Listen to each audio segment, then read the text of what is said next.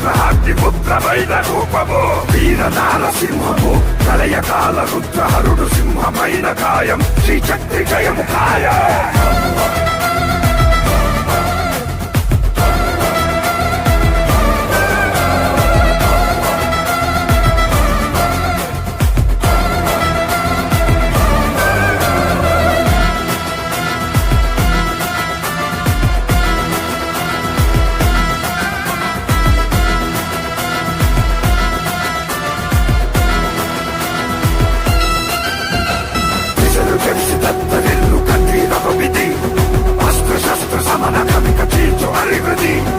అసుర సంధ్య వేళలో అసురునింక సంహరించు భూమికి తొలగు దుర్బలం హిరణ్య కశ్యపాహతం పదం పదం పదం.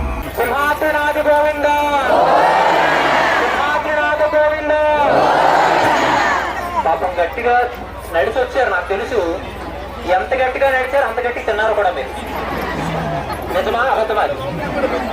ఆఖరికి నేను అనుకోకుండా ఇవాళ ఇక్కడికి వచ్చాను. నేను వచ్చిన తర్వాత మా సిఐ గారికి ఎస్ఐ గారికి చెప్తే పాపం వాళ్ళు కూడా కంట్రోల్ చేయలేని పరిస్థితిలో దాఖలు తడివేశారు కదా. ఇప్పుడు అంత గట్టిగా నడిస్తే మాత్రమే మీకు పుణ్యం రాదు, అంత గట్టిగా తింటే మాత్రం మీకు ఆరోగ్యం రాదు. నేను చెప్పిన దానికి మీరు బదులుగా గట్టిగా భగవంతుడు స్మరణ చేస్తేనే మీకు పుణ్యం. కావాలంటే మీరు ఏం చేయాలా? మరి వాళ్ళ ప్రత్యేకంగా నేను ఎందుకు వచ్చానంటే, కనీసం ఒకప్పుడు గురువులు ఏమి చెప్తే అది వినేవారు, కానీ ఈరోజు గురువులు అంటే పట్టింపు లేని పరిస్థితి వచ్చింది. రెండోది ఏంటంటే, కొంతమంది ఉన్న పీఠాధిపతులు స్వాములు గురువులు కూడా కమర్షియల్ అయిపోయినారు.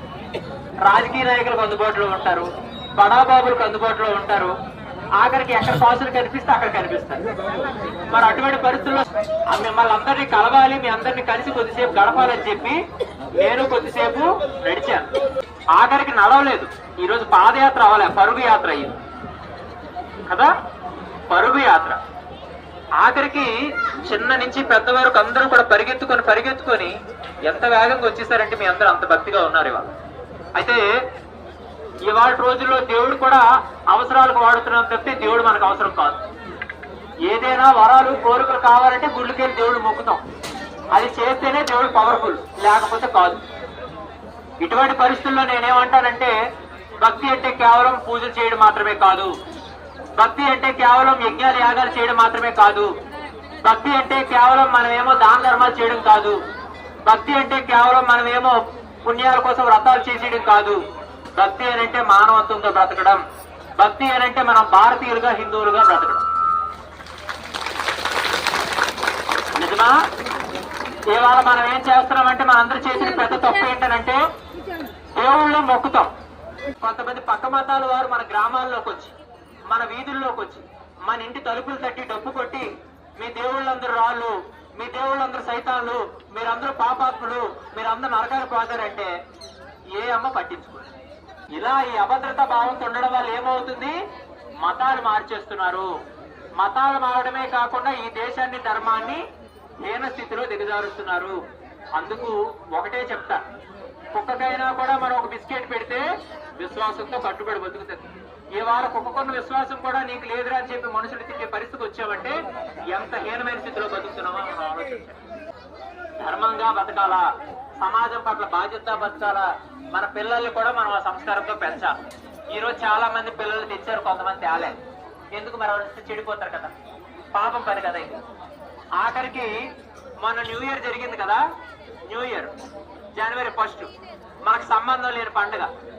నేను అందుకే చెప్పాను, భారతీయులకు పుట్టిన రకాలు ఎవరంటే దాన్ని చేసుకోకండి, బ్రిటిష్ వాడికి పుట్టిన క్రాస్ పెడితే చేయండి అన్నారు. చాలా మంది ఉన్నారేమో చేసుకున్నారు. దాంట్లో దరిద్రం ఏంటో తెలుసా? ఈ విశాఖపట్నం జిల్లాలో 9,80,00,000 రూపాయలు మంది అమ్మారు ఒక పూట. ఇంకా గొప్ప విషయం ఏంటి తెలుసా? అందులో 24% మంది అమ్మగారులు ఆడపిల్లలు తాగారట. ఇటువంటి పరిస్థితులు ఉంటే దేనికి మనం భుజాలు ఎగరేస్తున్నామని అడుగుతున్నాను. ఏం గొప్పతనాలు మనం చెప్పుకుంటాం? అందుకు మీ అందరికీ కూడా నేను చెప్తున్నాను, ఈ రోజు ఇల్లు వదిలిపెట్టాం, పనులు వదిలిపెట్టాం, సుఖాన్ని వదిలిపెట్టాం, అన్ని విడిచిపెట్టి భగవంతుడి గొప్పవాడు అనుకుని పాదయాత్రకి ఇక్కడికి వచ్చామనంటే ఆఖరికి ప్రాణం పోయినంత వరకు కూడా దైవాన్ని మనం నమ్మి విశ్వసించి కట్టిలో కలిసిపోవాలా, మట్టిలో కలిసిపోవాలి. అంతే తప్పితే మాయ మాటలకు లొంగిపోయి సోమరపోతుల్లా బతుకుదాం అనుకున్న వాళ్ళే మతాలు మారిపోతారు. అక్కడైతే కష్టం ఉండదు. లెగక్కర్లేదు, ఉదయం స్నానాలు చేయక్కర్లే, తులసి పూజ అక్కర్లే, గో పూజ అక్కర్లే, ఇంట్లో దేవుడి పటాలు అక్కర్లే, పూజలు పురస్కారాలు అక్కర్లే, మొగుడు ఎంతమంది భార్యలతో తిరిగినా పర్వాలే, భార్య ఎంతమంది మొగుడు మార్చేసినా పర్వాలే, ఆఖరికి ఎన్ని పాపాలు చేసినా పర్వాలే, ఆఖరికి వారం వల్ల చేసినవన్నీ కూడా ఆదివారం వెళ్ళిపోయి పాస్టర్ గారి చెవులో చెప్పేసి సంపాదించిన దాంట్లో 10 వాటా ఇచ్చిస్తే పాపాలన్నీ పోతాయట. ఆ దేవుడు కేవలం పాపులు కాపాడడానికి పుట్టాడట. ఇంతకంటే దరిద్రం ఇంకోటి ఉందా? కానీ మనందరం కూడా భారతీయులు, నిజమా? మీరందరూ రకరకాల గ్రామాల నుంచి వచ్చారు కదా, రకరకాల కులాలు, రకరకాల ఇంటి పేర్లు, రకరకాల వర్గాలు, రకరకాల జాతులు, రకరకాల దిక్కుమాల పార్టీలు. కానీ వీటన్నిటికంటే ముందు మనం అంతా ఒకటి. మనం ఈ భారతీయ దేశంలో పుట్టాం కాబట్టి భరతమాత ముద్దు బిడ్డలము. ఈ యొక్క ధర్మంలో పుట్టాం కాబట్టి మనం అందరం కూడా హిందువులం. అందు చక్కగా మనం అంతా కూడా ఎంతగా దైవాన్ని అయితే మనం పూజిస్తున్నామో దైవం యొక్క విశ్వాసానికి దగ్గరగా ఆ ఆచారాలు సాంప్రదాయాలు మనం పాటించాలి. చక్కగా మీ అందరికీ ఇవాళ ఒక 3 పనులు చెప్తాను, చివరిగా ముగించేస్తున్నా. ఒక 3 పనులు చెప్తాను, ఆ పనులు మీరు చేస్తారంటే చెప్తాను, లేదట్లేదు. మీ ఆస్తులు అడగడం, మీ బంగారాలు అడగడం, 3 పనులు చాలా సులువు. అది చేస్తారని చెప్తే చెప్తాను. మీరు సంక్రాంతి పండుగ వస్తుందా? ముఖ్యంగా మీ అందరికీ సంక్రాంతి శుభాకాంక్షలు. ఇప్పుడు సంక్రాంతికి నా కళ్ళ ముందు కనిపిస్తుంది. మా పల్లెలకి వినిపిస్తుందో లేదో కానీ చప్పట్లు కొడతాను, కొట్టుకెళ్ళిపోతాను. సంక్రాంతి శుభాకాంక్షలు. ఎందుకంటే ప్రామాప్యాయతలు ఎక్కడైతే ఉంటాయో అది పండుగ, అది లేని ఎంతైనా దండగ. మరి ఇవాళ మనం అందరూ ఇంత ఆనందంగా ఉన్నామంటే ఇది సంక్రాంతి కదా. అయితే ఏదైనా కూడా డేట్లు బట్టి చేసుకుంటాం. 14, 15, 16. సంక్రాంతి బట్టలు ఎంతమంది కొన్నారు? చేతులు ఎత్తండి, చేతులు ఎత్తండి రా. కొన్నారు కదా. ఇంచుమించు బట్టలు కొంటే తక్కువలో తక్కువ 1000 రూపాయలు తక్కువ చీర ఏ అమ్మ కొండు, 2000 రూపాయలు తక్కువ ప్యాంటు షర్ట్ ఏ బాబు కొండు. పిల్లలకి అలాగే కొంటారు. ఆఖరికి అమ్మగారు అయితే వంటలు, పిండి వంటలు, ముక్కలు అవన్నిటికి ఆటలు ఖర్చు అమ్మగారు పెడతారు. అయ్యగారులు అయితే వాళ్ళు ఏ ఖర్చు పెడతారు? ఆల్దుని ఆల్ది. నేనేమంటున్నామంటే ఆ కొట్టు మొక్కలు కొనుక్కున్నంత మాత్రం మీరు భారతీయులని నిరూపణ అవ్వదు. ఆ కొట్టు మొక్కలు మీరు వేసుకున్నంత మాత్రం మీరు హిందువులని చెప్పుకోలేరు. కానీ అదే బట్టల షాపుల్లో ఒక్క 10 రూపాయలు 20 రూపాయలు పెడితే ఒక కాషాయం జెండా కూడా వస్తుందా? ఆ కాషాయం జెండాని ఖచ్చితంగా సంక్రాంతి మీ ఇంటి మీద ఎగరేసి మీరు హిందువులని నిరూపించుకోండి. ఆఖరి పార్టీల జెండాలు ఇంటి మీద ఎగురుతున్నాయి. పార్టీల జెండా బ్లడ్ అట పార్టీలు. వీళ్ళు బ్లడ్ పార్టీలు కాదు. వీళ్ళు డిఎన్ఏ చెక్ చేస్తే హిందువు ధర వస్తుంది, భారతీయుడి ధర వస్తుంది తప్పితే పార్టీ నాయకుడు రాదు. వీళ్ళ నాన్న సూర్యనారాయణ, ఆ సూర్యనారాయణ సింహాద్రి అప్పటి భక్తుడు. వీళ్ళ నాన్న అప్పారావు, ఆ అప్పారావు సింహాద్రి స్వామి భక్తుడు. మరి ఇప్పుడు ఇంటి మీద ఖచ్చితంగా కాషాయం జెండా రెపరెపలు ఆడాలా. ఆ ఇంట్లో ఖచ్చితంగా ఆ ఇల్లు హిందువుదని ప్రకటించాలి. మొదటి పని. ఇప్పుడు ఇంటి మీద ఏం చేయమని చెప్పాను? ఏం జెండా? ఎంతమంది పెడతారు? ఇప్పుడు చేతులు ఎత్తారు. నిజమే. పొరపాటును కానీ ఒక ఊర్లోకి వచ్చి చెక్ చేసినప్పుడు ఇంటి మీద జెండా లేకపోతే ఏడు చేసి చెప్పండి. దైవం సాక్షిగా ఇంత అదృష్టం ఎవరికి రాదు. కొన్ని వేలాది మంది, లక్షలాది మంది దర్శనం చేసుకుంటారు కానీ ఎవరికి ఇంత ప్రాప్తం దక్కదు. కానీ అనుకోకుండా సింహాద్రి అప్పటి స్వామి తల మీద చెయ్యేసి మనల్ని కూర్చోబెట్టాడు. ఇక్కడ కూడా మీరు అబద్ధం ఆడితే ఆ కర్మను కడగడానికి, ఆ పాపాన్ని కాడి మీరు ఎన్ని గంగలు కూలిగినా పోదు. రెండవది గోవిందా. రెండో పని ఏంటి? అది కాదు.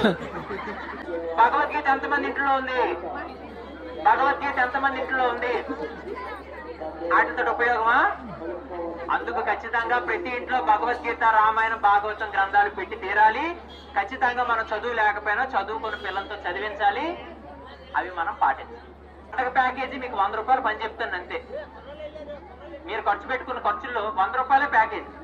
ఒక 20 రూపాయలు ఎంతో జెండా, ఒక 50 రూపాయలు భగవద్గీత పుస్తకం ఇంట్లో మీరు ఉంచితే ఆ ఇంట్లో ధర్మ గ్రంథం ఉంటే ఆ ఇంట్లో హిందువు కదా. ఇక మూడోది ఏంటి? ఖచ్చితంగా ప్రతి హిందువు నుదుటి మీద బిందువు పెట్టుకొని తీరాలి. బొట్లు పెట్టుకోవాలి. దిక్కుమాల స్టిక్కర్లు పెట్టుకుని జారిపోయింది అనుకో, మా అయ్యో మా తాతో అవుట్ అయిపోయినట్టే కదా. అటువంటి దౌర్భాగ్య స్థితి మనకు అక్కర్లేదు. చక్కగా మీరందరూ కూడా నుదుటిన గుట్టు పెట్టుకొని హిందువులు నిరూపించాలి, ఇంట్లో భగవద్గీత పెట్టాలి, ఇంటి పైన కాషాయ జెండా ఎగరేయాలి. అప్పుడు సంక్రాంతి పండుగ మీరు చేయండి. అప్పుడు సింహాద్రి స్వామి ఆశీస్సు మీ అందరికీ ఉంటాయి.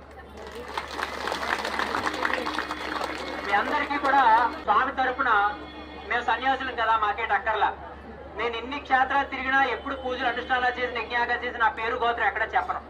సకల భక్త కోటి గోత్రస్య సకల భక్త కోటి నామదేశ అంటారు. ఎందుకంటే మీరందరూ బాగుంటేనే అలాంటి వాళ్ళం బాగుంటాం. అందుకు నేను స్వామిని కూడా ఒకటే ప్రార్థన చేశాను, స్వామి అంత ఎండలో కాళ్ళు మండిపోతున్నా కూడా దాన్ని పట్టించుకోకుండా, అలసట వస్తున్నప్పుడు కూడా లెక్క చేయకుండా, ఆఖరి దూరం అనకుండా దాన్ని భారం అనుకోకుండా నీ భక్తులందరి దర్శనానికి వచ్చారు. వారందరికీ కష్టాలు అనేటువంటి సర్వసాధారణమైన కష్టాలను భరించే ధైర్యాన్ని నువ్వు ఇవ్వు. కష్టమైన వేళ నువ్వు వాళ్ళకి అందుబాటులో ఉన్నట్టు స్వామి ప్రార్థన అదే చేసి వచ్చాను బయట. అందుకు చక్కగా మీదరికి ముందు చూపుగా జగదీష్ బాబు గురుదేవ చారిటబుల్ ట్రస్ట్ కదా, మరి ఆ చక్కనైనటువంటి కార్యక్రమాలు చేస్తున్నారు. కాబట్టి అందులో మిమ్మల్ని అందరూ ఇవాళ కలవడం చాలా సంతోషం. కానీ ఒకటి మాత్రం చెప్తున్నా, హిందూ అంటే క్రమశిక్షణతో బతకాల. పశువులు కూడా మీరు గమనించండి, గొర్రెలు ఉంటాయి, గొర్రెలు పక్క మతాల గొర్రెలు కాదు, మామూలు గొర్రెలు. ఒకటి వెనకాల ఒకటి వెళ్తాయి, ఎక్కడ కూడా ఇబ్బంది పడవు. కానీ మనం అలా కాదు, ఆవులు అయినప్పటికీ గోవులు అయినప్పటికీ మనం ఆవులే కదా, అడ్డా పడ్డా వెళ్ళిపోతాం.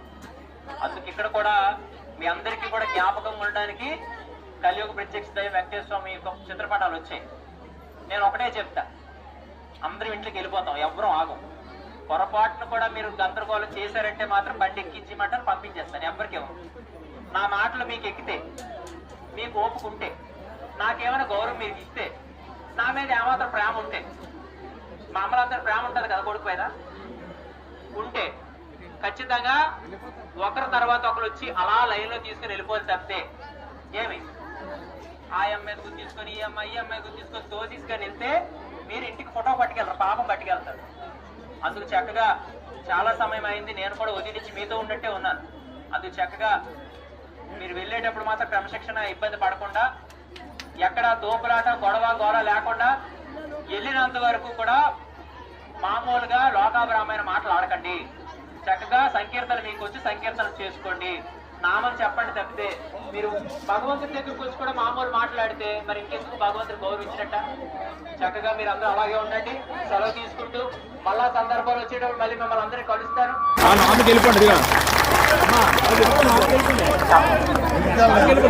సెలవు తీసుకుంటాను, అందరూ గట్టి చెప్పండి. సింహాద్రినాథ గోవింద, సింహాద్రినాథ గోవింద.